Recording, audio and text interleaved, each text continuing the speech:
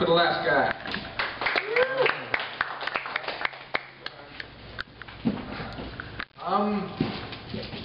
Get this out of here. Move it over. Hey everybody, I'm Ethan. Have you guys ever had anything ruined for you? Like a movie or a TV show or a song? Because something happened and it was going on, and even though you loved it, you can't just erase the memory? Well, I recently had walking ruined for me. I rode a Segway for the first time a little while ago, and I gotta tell you, it's amazing. You just stand. It is better than walking, because instead of doing this to go forward, you just gotta stand and lean forward, and the tires do it for you. It's amazing. But it made golfing much more rigorous. You know, instead of hitting a ball and sitting in a cart, you now have to hit a ball and stand and gently lean forward. Yeah. Now that they have that, and since we have wheelchairs, you know, I want a bed on wheels now, to be called a Bedway.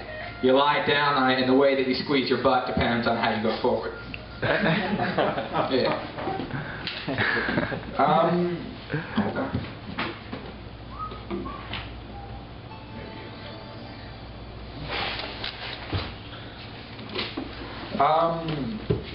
Well, I am a fan of the Segway now. I don't like these legs anymore. I wish I could just attach rockets or wheels to them, but until then, I guess I'm stuck with walking and walking through places.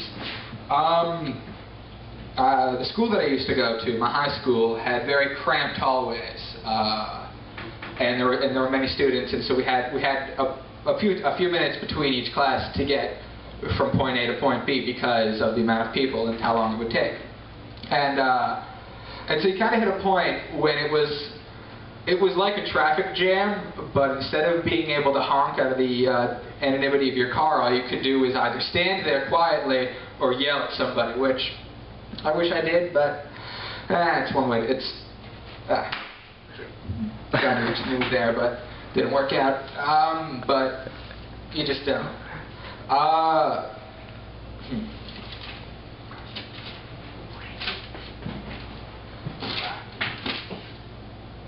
So I found that, well, when I was in that class, when I was there, between classes there were moments when I needed to get a drink of water, so I had to go with the flow and go in one direction, stepping very slowly.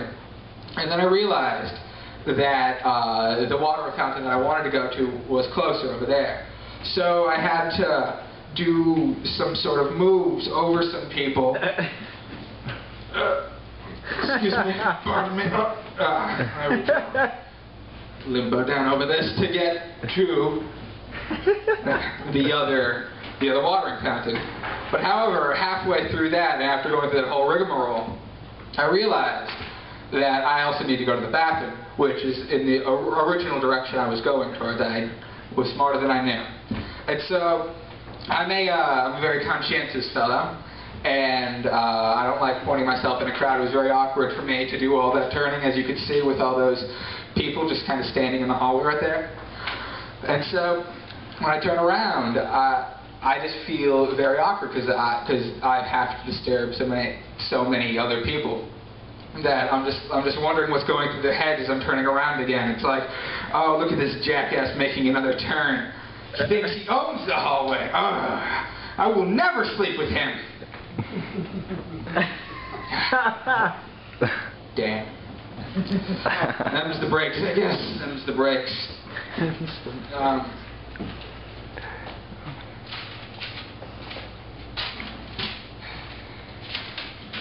This is why you should always come prepared.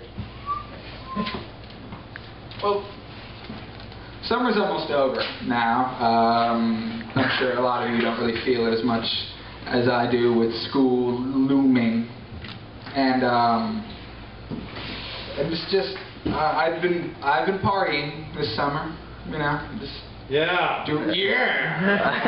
who's related to me doing that.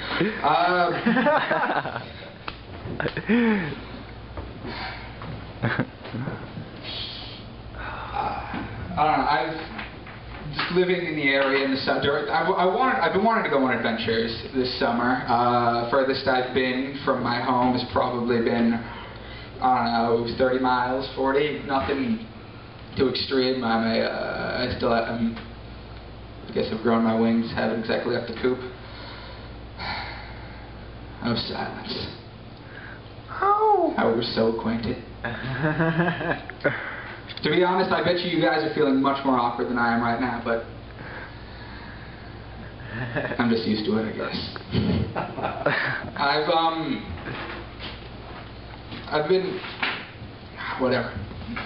I was driving a little while ago with a friend in the car, and you know, we were dicking around, and we were, you know, being teenagers, me and Harold, and I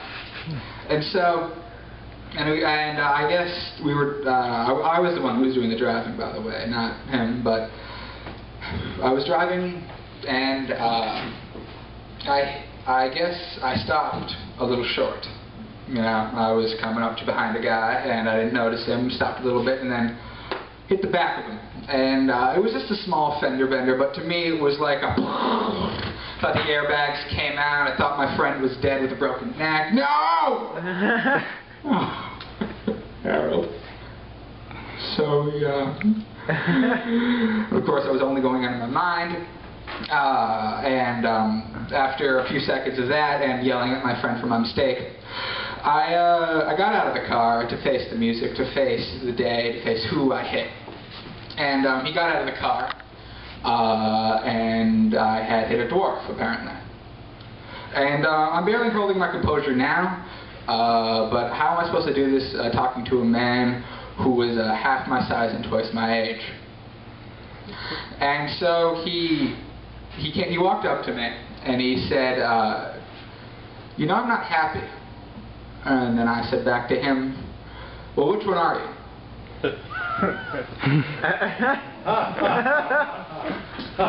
Don't be.